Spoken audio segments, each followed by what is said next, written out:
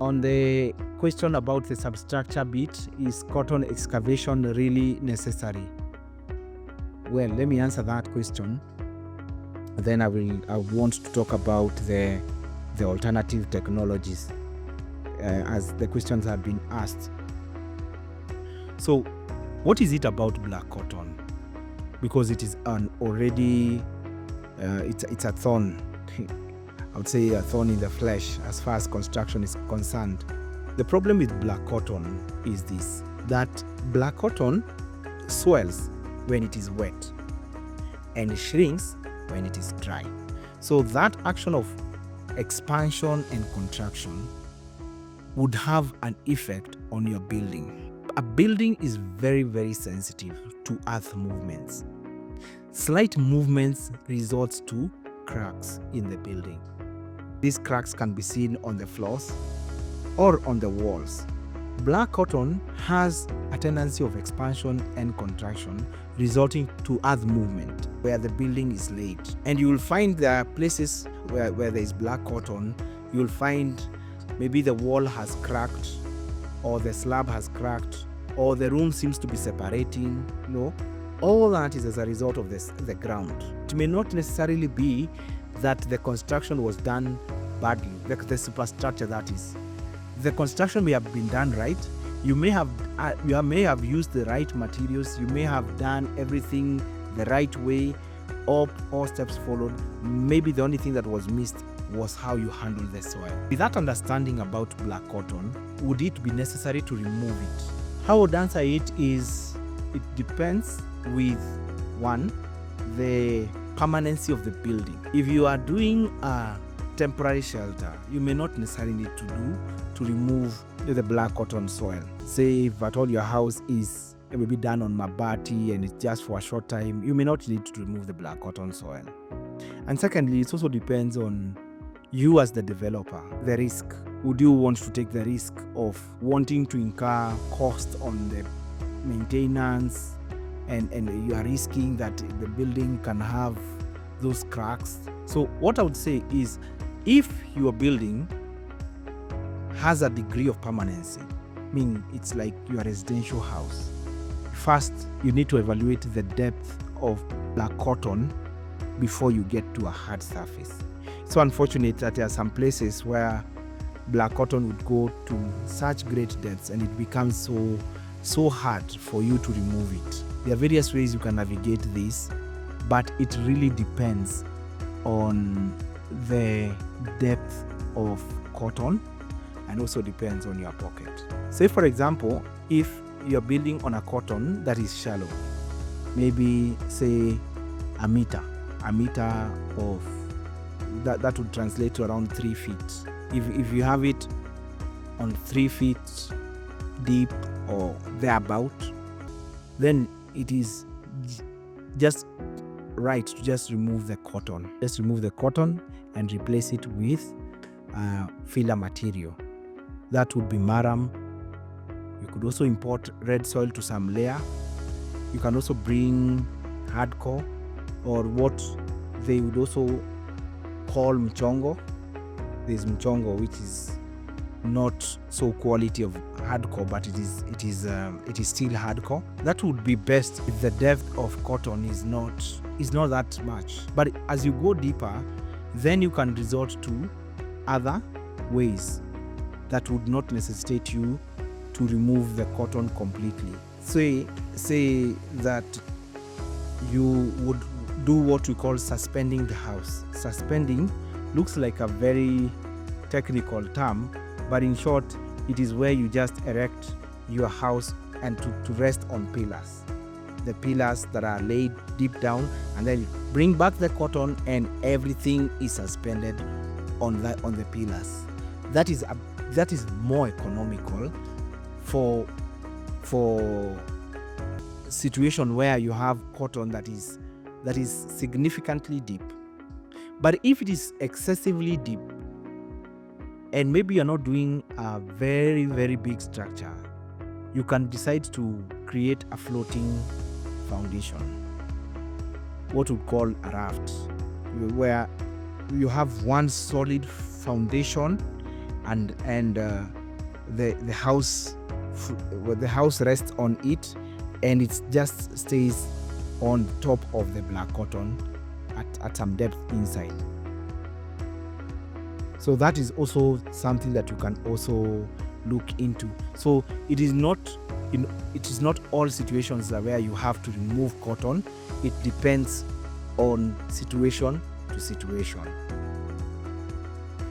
Now, let me read this from Mwihaki Getao. Mwihaki Getao. Sorry, if I am to hire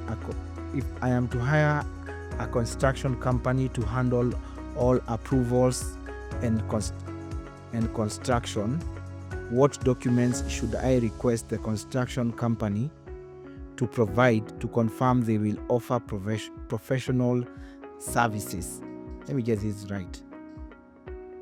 Sorry, if I am to hire a construction company to handle all approvals and construction, what documents should I request the construction company to provide to confirm they will offer professional services? Oh, Jay. Okay, another question. Maybe that I would want to start with this question. Can cotton be used to backfill? Can cotton be used to backfill? Let me first start with this question of that, still talking about black cotton. Well, I talked about if you are not removing the cotton, you just bring back the cotton. In this case, you have decided maybe to suspend the whole house, or it is on a floating foundation. So that way you are good. You could also do it on piles. Maybe that's a conversation for another day. To understand what are piles. But if you are not suspending your house, you just need to remove all the cotton. You do not backfill cotton. If your house is resting on the ground with its walls, you are doing foundation walls, and your slab is resting on the ground, not suspended. Of course, that's a technical term, and it would require a more personalized engagement to be able to understand that concept when we are talking about suspending the floor. So when you are suspending the floor, you are doing ordinary chuma, the normal chuma that you would have on first floor is what you do on ground floor. In that way, you can talk of you have suspended the slab. Normally, for the slab, we usually do what we call the BRC mesh, because the principal understanding is that on the ground floor, it will rest on the ground. It is resting on the soil immediately below it.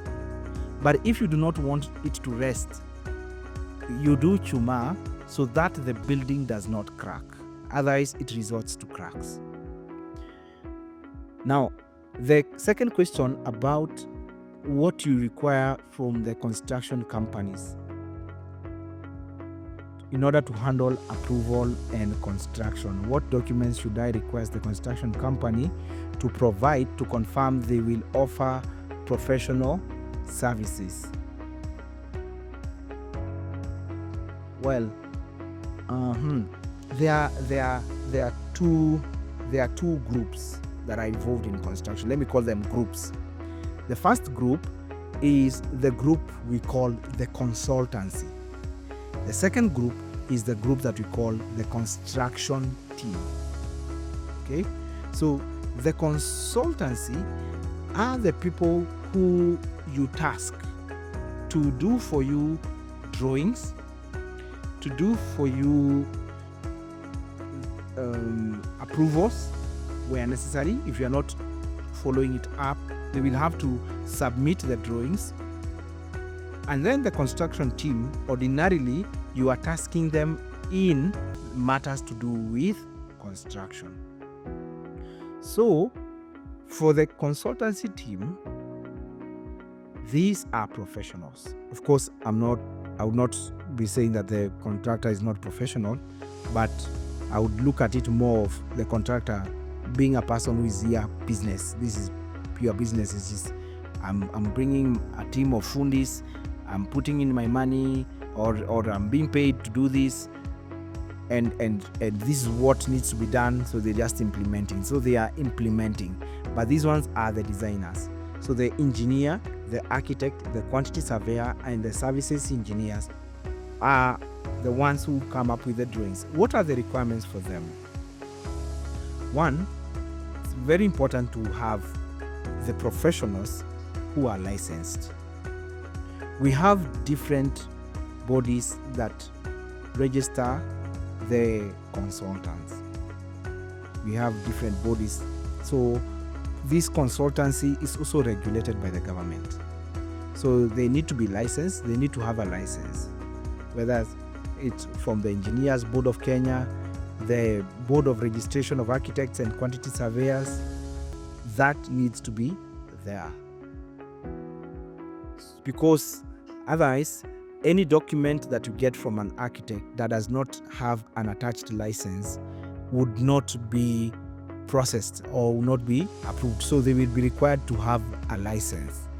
The architect would be required to have a license, a practicing license, and a registration certificate. That is also the same case with the engineer.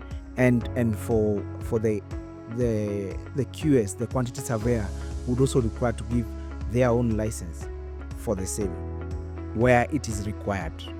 So for the consultants, license is what they require. And of course, you'd want to know their profile, how have they been doing projects, what are some of the projects they are associated with, because that is important in the sense that if you cannot really ascertain what they are doing, will they deliver you quality? Will they deliver you quality? So it is good to do due diligence to know what they have. For the other side, the contractor, now, the contractor would require to, if you're engaging a contractor, you would be required to have a contractor who is licensed or has a registration with the National Construction Authority. You hear of NCA 8, NCA 7, NCA 6, NCA 5, NCA 4, NCA 3, NCA 2, NCA 1. So NCA 1 is a higher class of registration as compared to NCA 8. But of course, if someone has NCA 8, they are still okay to do for you the house. But again, also for the contractor, you also need to be sure of what they have done before. Can they show you what they have done before? Can they present sample project they have undertaken? That will be very important. I hope that answers the question that Mwihaki had asked. Right. So having talked about the quantity surveyor, the architect, the engineer, and maybe I would want to mention this, that the architect, the QS, the engineer, the contractor, these are terminologies that sometimes look so confusing. Who are they? What is what? Where is where? You know? And I would start with the contractor. The contractor is the person who implements the instructions that have been given. He is given the blueprint, he's given the the plan, and he implements it. He decodes the language. He ensures that what is required is what has been done. So he has a team of fundis who implement. So the contractor is engaged in the daily construction of that building, daily affairs pertaining the construction of that building from its start to finish. So that is the contractor. The engineer, the architect, and the QS are on this other side as professionals. They are called the consultants. So the consultants, the architect does what we call designing the space. They design the space. They give you the rooms that are required. The engineer comes and reinforces what would say, he ensures that what has been given, the proposal that has been given by the architect is constructable. So he makes it in a manner that can be easily constructed by the contractor. So in this case, that the engineer would require to give indications pertaining to the chuma that is required, what materials need to go in, how is it going to be done, what is the depth of the foundation, so on and so forth.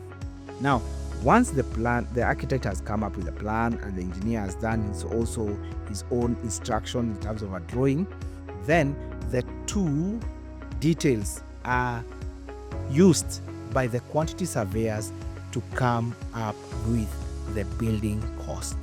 So the quantity surveyor gives you indication or gives you the estimation of how much it's going to cost you to do that building.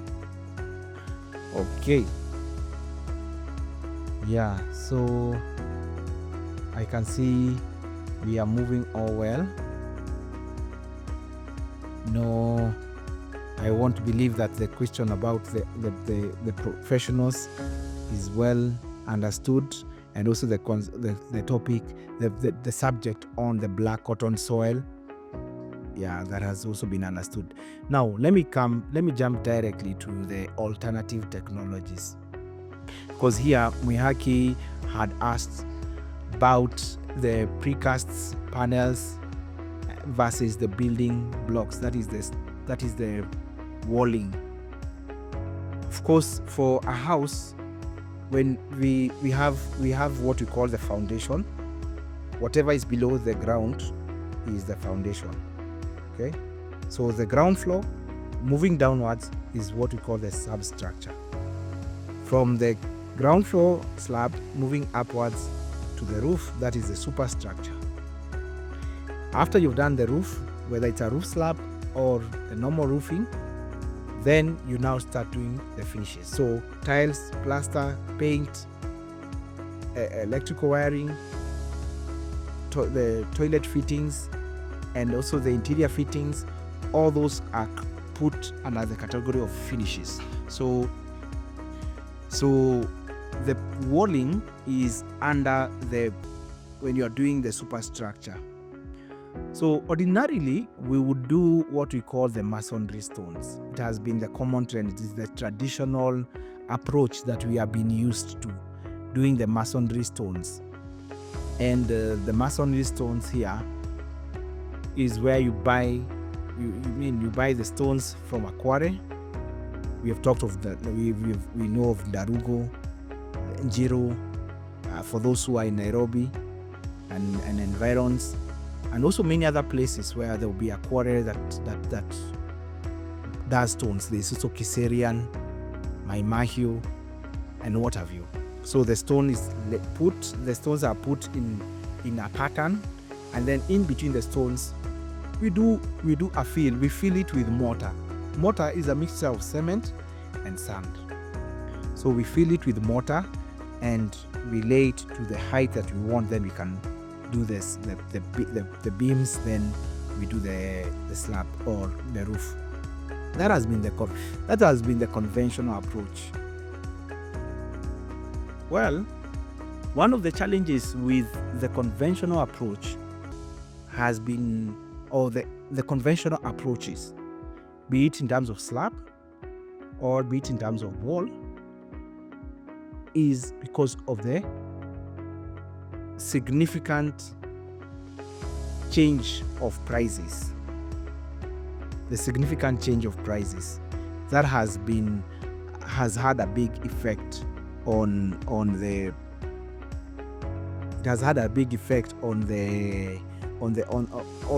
these conventional approaches that we have had. Okay, so people are looking at ways that they can be able to navigate due to the increasing cost of materials. Are there cheaper alternatives? And so that's why you have heard of many alternatives that have come to perspective. You've heard many alternatives that have come into perspective. It began with what we call the interlocking blocks. If I can remember clearly, the interlocking blocks, the soil interlocking blocks, were one of the early possibilities or alternatives that came in place of the conventional masonry wall. Masonry, I'm talking about the normal stones, the normal building blocks. So the interlocking blocks or interlocking soil blocks, we normally know it as Makiga. Think Makiga is a company that manufactures interlocking soil blocks, and they of course, because they really marketed themselves, so that concept was called Makiga, or the blocks were called Makiga. But again, that is more or less a company. The right name is interlocking soil stabilized blocks. So those interlocking blocks came and they were made of soil that had been stabilized with cement. We call it stabilization. So that now it improves the soil capabilities. It improves the soil, so, and also enables the soil to hold together. Then it forms a block, and that block has grooves and tongue so that the blocks are able to interlock together. In that way, you did not require cement mortar at the middle of between the blocks, as compared to the ordinary stones where you required mortar in between the blocks. That gained a bit of momentum. It gained a bit of momentum, especially in the rural areas. But of course, there was the issue of aesthetics.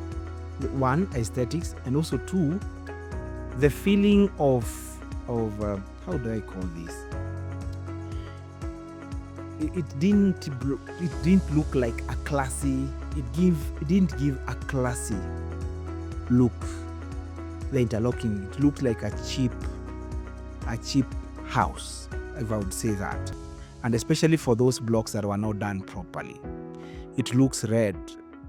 I mean, it looks soil, and of course, we know some of us came from the village where the houses were made of mud, and you're feeling like, again, I'm having to do a house that is of mud, only that it has a pattern. I mean, there was that psychological effect, and that really affected its uptake in the urban area. Of course, the interlocking blocks have really been doing so well, mostly in the rural areas, but they have not been doing so well in urban areas, and that really affected that. But again, I do not have anything ill of interlocking blocks. Are they good enough? Yeah, they are still good enough, but I would advocate for one who is making those blocks to ensure that they have the right cement content. The reason why I'm saying that is because when you do not have the right cement content, it is easy for those blocks to keep on disintegrating. You will find on the sides of the blocks, there is fracturing, what we call spalling. The blocks begin to crack from the ends and ends up looking bad. So I have seen now new trends where the blocks have been improved from the red soil to a soil that is broad, that resembles the color of the ordinary stones. That has really improved those blocks, and that has also increased the rate at which the blocks are being consumed in the industry.